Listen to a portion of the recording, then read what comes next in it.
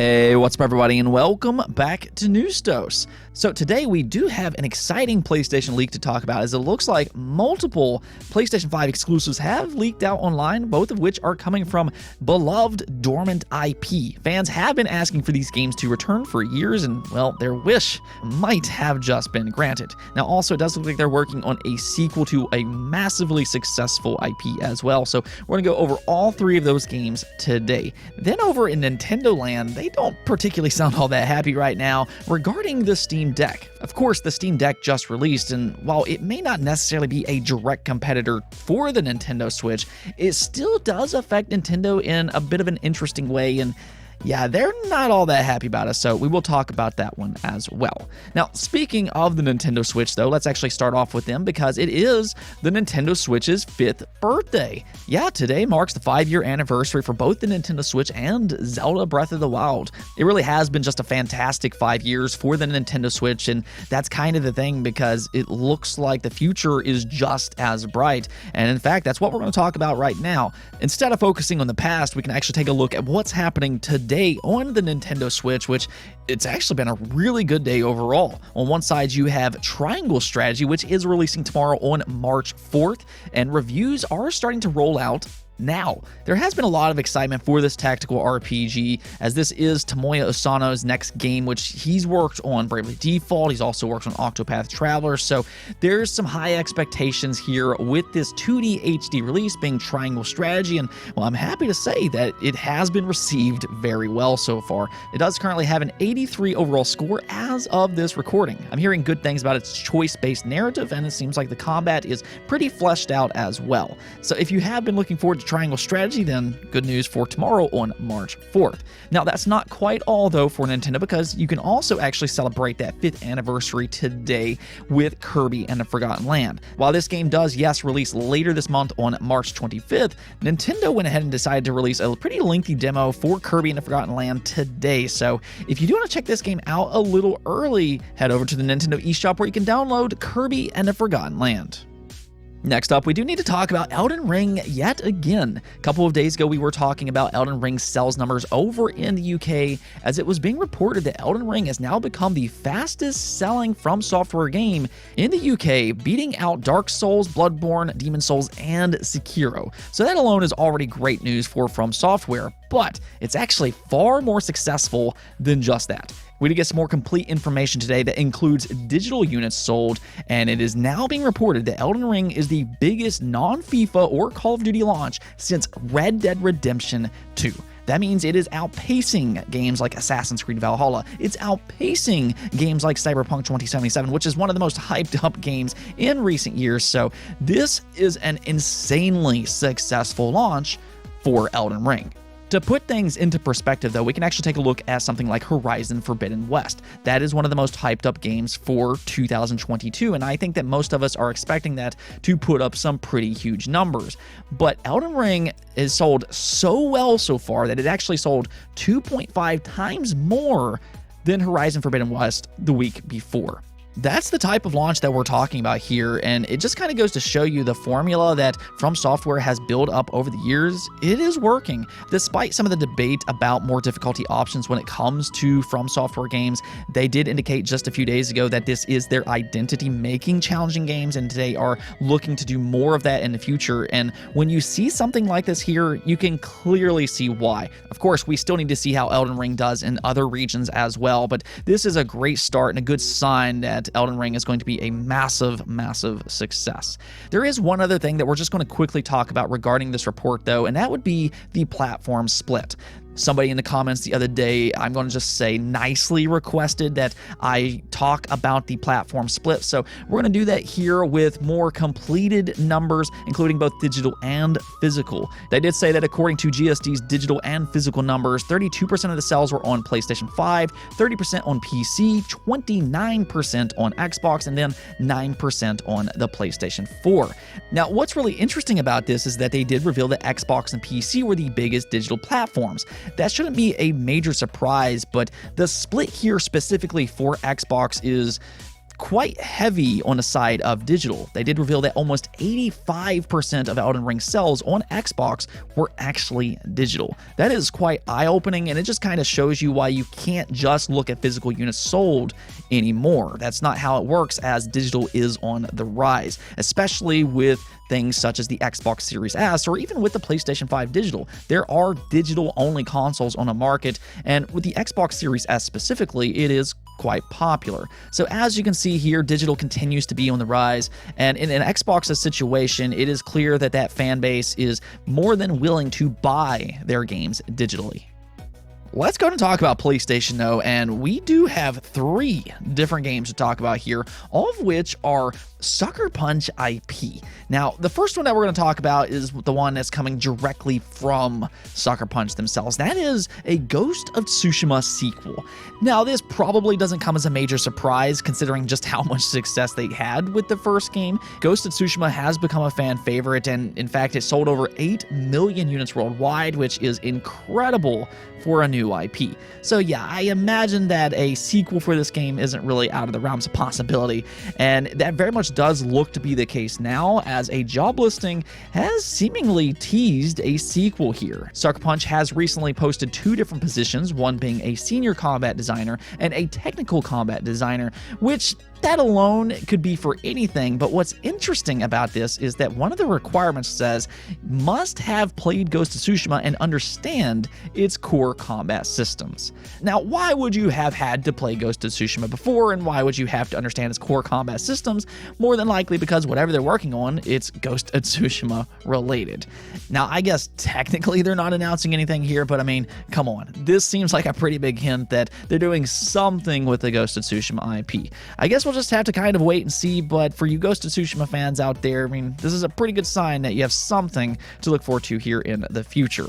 However, if you're just a fan of Sucker Punch games in general, you might be happy to know that it sounds like a couple of their games might actually be making a return sometime here soon, being Sly Cooper and then Infamous.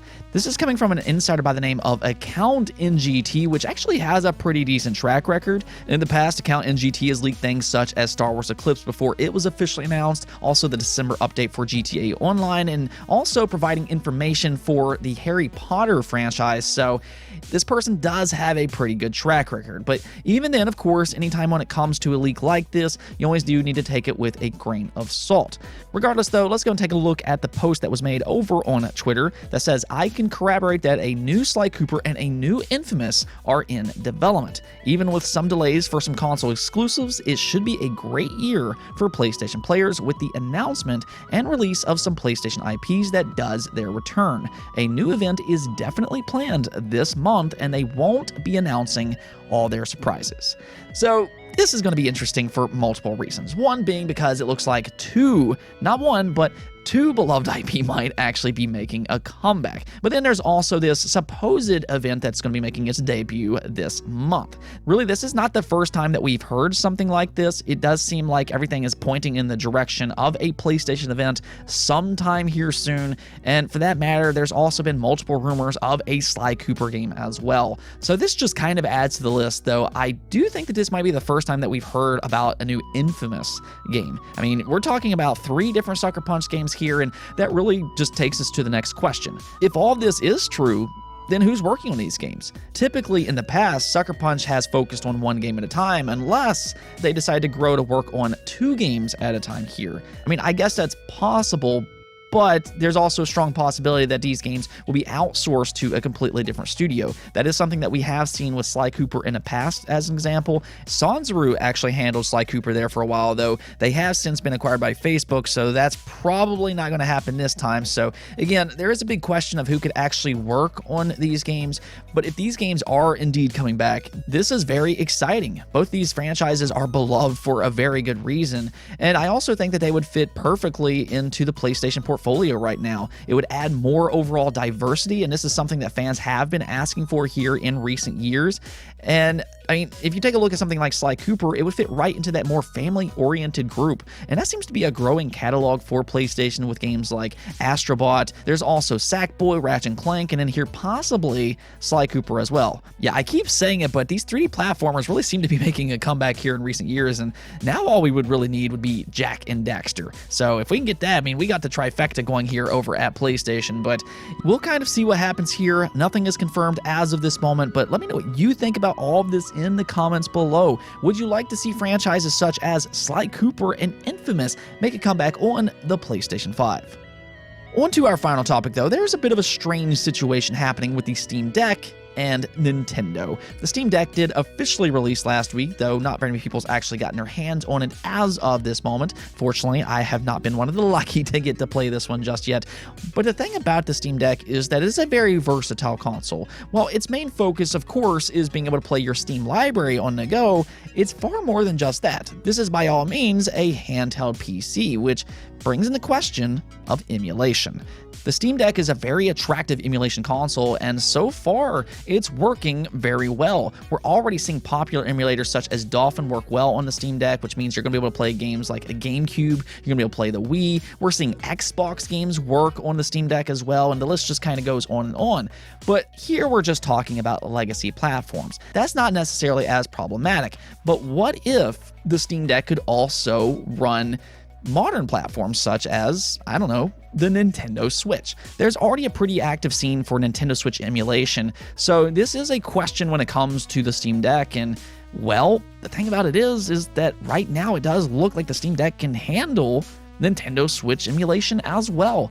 I'm sure it's not perfect with every single game or anything like that, but there's already videos making their way online of the Steam Deck running Nintendo Switch games, and this does include some pretty recent games as well, such as Metroid Dread.